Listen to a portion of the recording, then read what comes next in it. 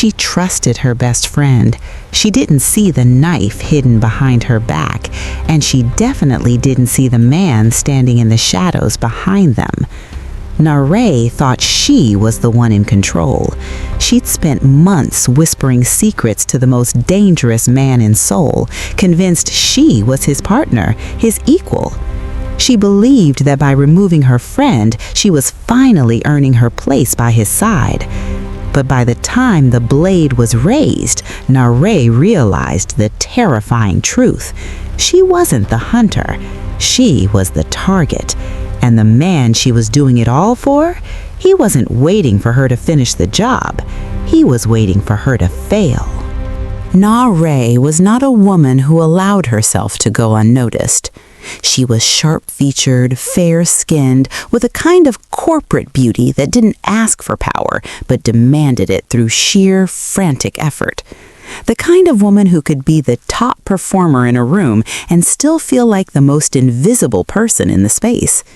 She had a way of moving, tense, alert, calculated, that made people watch her with a sense of unease they couldn't quite name. And she worked the way she carried herself, like every promotion, every email, and every handshake was a piece of a legacy she was owed. She had grown up in the pressure cooker of Seoul's elite school districts, raised between her father's expectations and her own crushing need for status. Success was never just a job in that house, it was armor. It was the only thing that kept the world from looking at you with pity. She took that belief through the best universities, sharpened it through years of backstabbing in firms that didn't value her until she forced them to, and carried it all the way to the executive floor of the city's biggest company. The rivalry wasn't supposed to be dramatic. That was the hardest part for Na-Rae to swallow. There was no initial explosion between her and Deshelle, just two women working side by side until the trajectory of their careers began to split. Deshelle had arrived from America with a smooth complexion, natural curls, and an ease that Na-Rae found insulting. Deshelle didn't grind, she flowed. She didn't calculate, she connected. When the big promotions started going to the woman who didn't seem to be trying, Na-Rae felt a jealousy that was more like physical sickness. Na-Rae had been at the firm 5 years when Bum-Soo started appearing in the lobby. High security, minimal details, the kind of presence that changed the oxygen in the room. Na-Rae had spent months convinced his lingering gaze was a silent invitation to her. She had even sat across from him in private clubs, confiding in him about the distractions at the office, thinking she was building a blueprint for their future together. She had no idea that while she was busy whispering her plans for an assassination, the man in the shadows was only listening to ensure she never got close enough to touch the woman he actually loved. Before we begin this story, comment below where you're watching from and what time it is there. If stories about psychological betrayal between friends, obsession disguised as ambition, and hidden truths move you, don't forget to subscribe to the channel. In the bright glass offices of the firm, Deshelle moved like she owned the sunlight. She did not have to push or yell to be heard. When she walked into a meeting, the room simply got warmer. She had a way of looking at a person, really looking at them, that made them feel like the most important person in the world. Her skin was a deep, beautiful brown that glowed against her simple white blouses, and her laughter was soft but reached every corner of the hallway. To the clients, she was the golden colleague. She solved problems before they even became problems. She did it all with a calm smile, never breaking a sweat, even when the deadlines were tight. Na-Rae watched it all from her desk, her back as straight as a ruler. To Na-Rae, every success Deshelle had felt like a personal insult. Na-Rae had spent years memorizing every rule and staying late until the cleaners arrived. She had sacrificed her sleep and her friendships to be the best. She believed that power was something you earned through pain and perfect behavior. But here was Deshelle, an American who hadn't grown up in this system, winning over the directors just by being herself. Resentment is a quiet thing at first. It started as a small, cold knot in Na-Rae's stomach. It grew every time a manager praised Deshell's natural talent. Na-Rae would smile and nod, her professional mask perfectly in place, but inside she was screaming. She began to keep a mental list of everything Deshell did. She noted the way Deshell's natural curls were always neat and how she never seemed to look at the clock. Na-Rae started to tell herself a story to make the pain easier. She told herself that Deshell was lazy or that she was just lucky. But deep down, Na-Rae knew the truth. Deshell was better at the job because she actually cared about the people, while Na-Rae only cared about the title. This realization made the knot in her stomach turn into a sharp, burning fire. Whenever they worked together on a project, Na-Rae would point out tiny mistakes in a voice that sounded helpful but felt like a needle. She wanted to see Deshell fail. She wanted to see that golden glow dim just a little bit. But Deshell would only thank her with a sincere look in her eyes, which made Na-Rae hate her even more. To Na-Rae, the office was a battlefield, and there was only room for one person at the top. She began to pull away from their friendship, replacing their lunch dates with important meetings. She was no longer just a colleague. She was a hunter, waiting for the perfect moment to prove that the golden colleague was actually made of lead. She didn't know yet that her anger was blinding her to the most dangerous man in the building. The lobby of the firm was a place of glass and quiet music, but everything changed the day Bum-Soo walked through the doors. He was a tall man who wore a long, dark coat that seemed to swallow the light around him. He did not look at the art on the walls or the fancy furniture. His eyes were cold and steady, like a person who already knew every secret in the building. When he entered, the security guard stood a little straighter, and the air in the room felt heavy and still. Na-Rae was standing near the elevators when she saw him. Her heart gave a quick hard thump against her ribs. She had heard stories about men like him, men with invisible power who decided the fate of cities. She smoothed her black suit and adjusted her hair, making sure she looked as professional and polished as possible. To her surprise, Bum-Soo didn't walk past her. He stopped right in front of her. "You work closely with the management here?" he said. His voice was deep and smooth, like a low hum that vibrated in Na-Rae's chest. Na-Rae felt a rush of heat to her face. She took a small step forward, tilting her head just a little. "I am a lead executive," she replied, her voice steady and proud. She thought she saw a flash of interest in his dark eyes, and her mind began to race. Why was he talking to her? It had to be because she stood out from the others. She felt a sudden, powerful confidence. She was sure he saw her as an equal, a woman of status who belonged in his world. Bum-Soo leaned in a bit closer, his face partially in shadow. "Then you must know everyone who handles the big accounts. For example, the American woman, Deshell. Tell me about her." Na-Rae's smile widened, but her eyes remained sharp.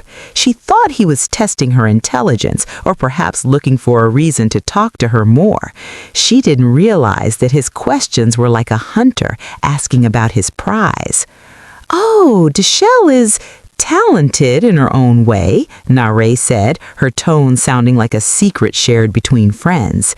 She began to talk, giving him details about Deshell's schedule, her habits, and where she spent her lunch breaks. As she spoke, she felt a thrill of excitement. She thought this was the start of a special connection. She imagined that Bum-Soo was impressed by her knowledge and her sharp mind. Every time he nodded, she felt more certain that he was choosing her. She felt like the main character of a dark romantic story. But Bum-Soo was not looking at Na-Rae's fair skin or her neat suit. He was memorizing every word she said about Dashel. He was using Na-Rae like a map to find the woman who had actually caught his eye. Na-Rae stood there in the bright lobby, feeling beautiful and chosen, completely unaware that she was handing over the keys to her friend's life. She was so blinded by her own desire for power that she couldn't see the shadow she was actually standing in. The morning air in the office felt tight, like a rubber band about to snap. Everyone was gathered in the main conference room, the large windows showing the gray skyline of Seoul. Na-Rae stood at the front, her hands folded neatly. She had spent all night preparing her mind for this moment. She was sure that her hard work and her new connection with Bum-Soo would finally pay off. She imagined the CEO calling her name and the look of respect she would see on everyone's faces.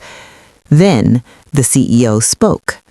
"After much thought, we have chosen our new senior director," he said, his voice echoing against the glass. "This person has shown great heart and has brought our team together. Congratulations, Dashel." For a second, the room was silent. Then loud clapping broke out. Dashel looked shocked, her hand moving to her chest in surprise.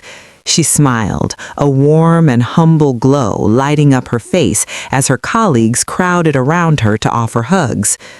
Na-Rae felt as if she had been hit in the chest. The blood drained from her face, leaving her skin pale and cold. She tried to clap, but her hands felt like heavy stones. She had done everything right. She had followed every rule. How could the golden colleague take what belonged to her? The knot in her stomach didn't just burn anymore. It turned into a hard, sharp ice. "Na-Rae, isn't it wonderful?" Dashel asked, stepping toward her friend.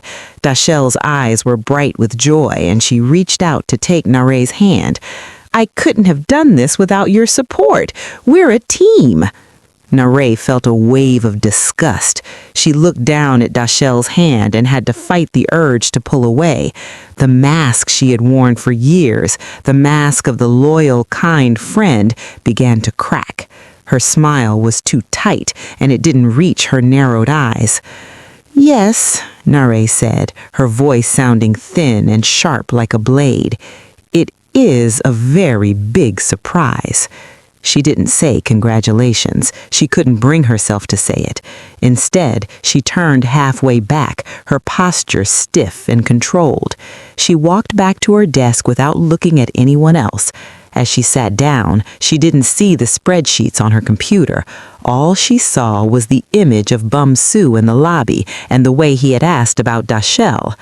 A dark, dangerous thought began to grow in her mind. If the firm wouldn't give her the power she deserved, she would have to take it. And if Dashel was the one standing in her way, then Dashel would have to be moved. Na-Rae reached into her bag and felt the cold metal of her letter opener. She gripped it until her knuckles turned white. Her friendship was over, and a much darker plan was beginning to take shape. She was no longer competing for a job. She was preparing for a war. The private club was hidden behind a heavy door in a quiet part of the city. Inside, the walls were covered in dark wood, and the smell of expensive cigars hung in the air. Na-Rae walked in with her head held high, her black suit pressed perfectly. She found Bum-Soo sitting in a large leather chair in the corner where the shadows were thickest. He was holding a glass of dark liquid, his long coat draped over the back of the seat. He didn't stand up when she arrived, but he gestured for her to sit down. "You look like a woman with a heavy mind," Bum-Soo said. His voice was like a low rumble that made the ice in his glass rattle. Na-Rae leaned forward, her eyes bright with a strange, nervous energy. She felt a rush of pride. She was sure that she was the only person he would listen to like this. To her, this meeting was proof that they were a team. She thought she was finally entering his inner circle. I am thinking about the firm, Na-Rae began, her voice low and serious. And I am thinking about our future. There is a problem that needs to be removed, Bum-Soo. Someone is standing in the way of what is right. Bum-Soo didn't move. He simply watched her over the rim of his glass. Is that so? He asked quietly. Na-Rae nodded quickly, her face turning pink with excitement. It is Dashel. She is the golden colleague, but she doesn't belong here. She is a distraction. As long as she is around, things cannot move forward the way they should. She is a problem that needs to be taken care of, permanently. She waited for him to nod. She expected him to reach out and pat her hand, or perhaps tell her that he would handle it for her because he cared about her. In her mind, she was a queen telling her king about a traitor. She truly believed that because they shared the same background and the same language, he would choose her over the American woman. She thought she was being brave and loyal. Bum-Soo set his glass down on the table with a soft clack. He didn't look angry, he looked bored, which was much more terrifying. He stayed in the shadows, his face unreadable. "You are very sure of yourself, Na-Rae," he said. "I am doing this for us," she whispered, her voice trembling with a mix of fear and hope. She didn't notice the way his fingers tightened around the arm of his chair. She didn't see the cold, lethal spark in his eyes when she mentioned Dashel's name. Na-Rae left the club that night feeling like she had won a great victory. She walked out into the cool night air convinced that she had just signed Dashel's exit papers. She had no idea that she had actually just walked into a trap. She had confessed her plan to the one man who would destroy the world just to keep Dashel safe. Na-Rae was acting with all the confidence in the world, but she was the only person in the room who didn't know the truth. The office was quiet during the lunch hour, the only sound being the soft hum of the air conditioner. Na-Rae did not go out to eat with the others. Instead, she sat at her desk, her eyes fixed on Dashel's empty chair. She felt a cold power moving through her veins. She believed that since she had spoken to Bum-Soo, she was now acting with his permission. She felt like a shadow warrior, doing the dirty work that would eventually bring them together. When she was sure no one was looking, Na-Rae moved to Dashel's computer. Her fingers flew across the keyboard. She opened the files for the big account Dashel was presenting the next morning. With a few clicks, she changed the budget numbers and deleted the most important slides. She felt a small, mean thrill in her chest. She imagined the look of confusion on Dashel's face when the presentation failed. She wanted the directors to see that their golden colleague was actually careless and messy. Na-Rae returned to her own desk, her heart racing. She felt proud of her plan. To her, this was not just sabotage, it was planting the seeds for her own return to the top. She spent the rest of the afternoon watching Dashel, waiting for the moment of panic. But as the hours passed, something strange happened. Dashel opened her files to do a final check, and she didn't look worried at all. In fact, she looked confused for a different reason. The numbers were not wrong, the slides were not missing, everything was perfect, better than perfect. It was as if someone had gone in and polished the work until it sparkled. Dashel's face turned pale. She couldn't understand what had happened. She knew she had deleted those files. What she didn't see were the two men in dark suits standing near the lobby entrance, watching the office floor through the glass. They were Bum-Soo's men. They moved like ghosts, entering the digital systems as easily as walking through an open door. Every time Na-Rae planted a seed of failure, Bum-Soo's team was there to dig it up and plant something better. When Na-Rae hid a physical folder, it reappeared on Dashel's desk 5 minutes later. When Na-Rae sent an email to a client with the wrong meeting time, a correction was sent from the main office before Dashel even knew there was a mistake. Bum-Soo was watching everything from his dark car downstairs. He knew exactly what Na-Rae was doing. He was letting her play her game, but he was making sure Deshelle never felt the sting of it. Na-Rae felt a growing sense of panic. She felt like she was fighting an invisible enemy. She was trying so hard to destroy her friend's world, but the more she tried, the more protected Deshelle seemed to be. Na-Rae's confidence began to turn into a frantic, desperate fear. She didn't realize that the man she thought was her partner was actually the one building a wall around her target. Na-Rae sat in her dark apartment, the only light coming from her laptop screen. She felt like a person holding a winning lottery ticket. In her mind, the failure of her office sabotage was not a sign to stop. Instead, she believed it was a test from Bum-Soo. She thought he was waiting to see if she was truly strong enough to do what was necessary. To her, removing Deshelle was the final step in proving she was the only woman who could walk by his side. She began to draw a blueprint for an accident that would change everything. She knew Deshelle's habits perfectly. Every Thursday night, Deshelle stayed late to finish the weekly reports and then walked alone to the third level of the parking garage. Na-Rae opened a map of the building and circled the spot where the shadows were deepest and the security cameras had a blind spot. She decided that this would be the place. It was a simple plan. She would confront Deshelle, there would be a struggle, and it would look like a tragic robbery gone wrong. Na-Rae's breathing was fast and shallow. She wasn't thinking about the law or the police. She was only thinking about the look of pride she expected to see on Bum-Soo's face when the problem was finally gone. She felt a strange, cold joy. She spent hours practicing how she would stand and what she would say. She even picked out her outfit, the black business suit that made her feel powerful and sharp. She was fueled by a desperate obsession that made her feel like she was floating above the ground. She reached into her desk drawer and pulled out the small, sharp knife she had bought a week ago. She ran her thumb along the edge, not feeling the sting.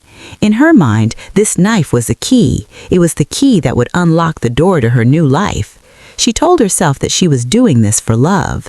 She told herself that once Deshelle was gone, Bum-Soo would finally have no choice but to see Na-Rae for who she truly was, his perfect match. As the sun began to rise, Na-Rae felt a sense of calm. She had the time, she had the place, and she had the will. She didn't notice the black car parked across the street from her apartment, or the way the driver was speaking into a radio. She didn't realize that her secret blueprint had been watched from the very first line she drew. Na-Rae was acting with a dangerous confidence, believing she was the hunter.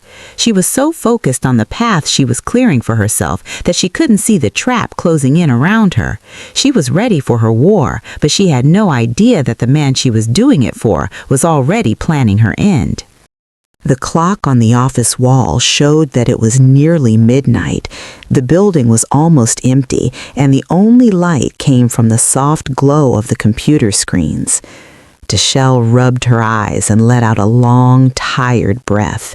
She had spent the last few hours finishing the reports for her new role as senior director.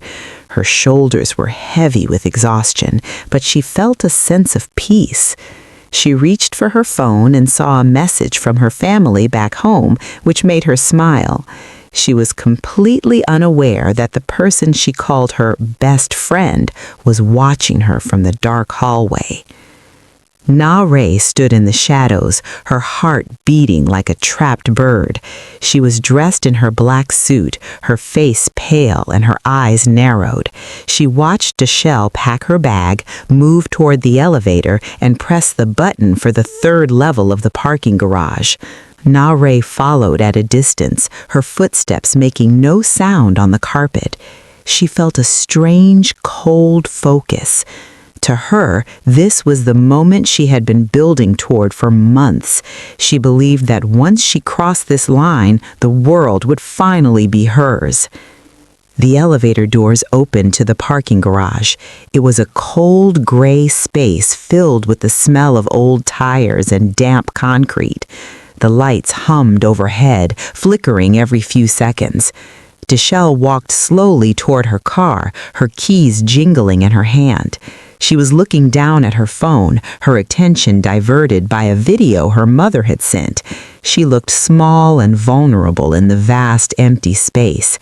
She didn't hear the soft click of Na-Rae's heels or the sound of the knife being gripped tightly behind a suit jacket.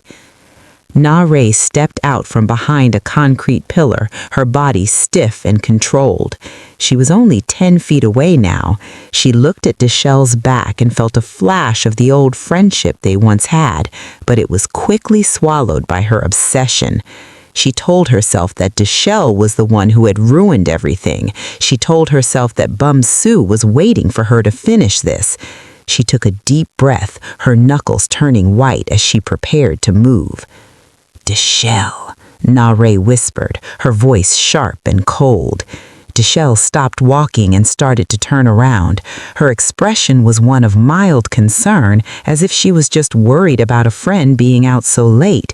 She was completely unguarded, her heart open and her mind far away from any thought of danger. She didn't see the weapon, she only saw Na-Rae. In that second, the silence of the garage felt like it was about to explode. Na-Rae raised her hand, ready to strike, still believing she was the hunter. She had no idea that the shadows around them were alive and that the man who really held the power was already watching her every move. The cold air of the garage felt like it froze in place. Na-Rae's hand was high, the sharp metal of the knife catching the flickering overhead light. Deshelle had just started to turn, her eyes widening as she began to see the shadow of her friend. But before Na-Rae could take a single step forward, a heavy, metallic sound echoed through the concrete space. It was the sound of a gun being readied. Na-Rae stopped. Her heart felt like it had fallen into her stomach. From the darkness behind a thick concrete pillar, a man stepped out. He was dressed in a dark suit, his face calm and professional. Na-Rae recognized him instantly. He was the man she had secretly met in the park to arrange the accident. He was the hitman she thought she had hired to clear her path. But he wasn't looking at Deshelle. The barrel of his gun was pointed directly at Na-Rae's chest. "What are you doing?" Na-Rae hissed, her voice shaking with a mix of confusion and terror. "The target is right there. Finish the job." The man didn't move an inch. He didn't even blink. "I am finishing the job," he said, his voice as cold as the winter wind. "But you were never the boss. You were just the loud person providing the information." A slow, heavy footstep sounded from the back of the garage. Out of the thickest shadows, Bum-Soo appeared.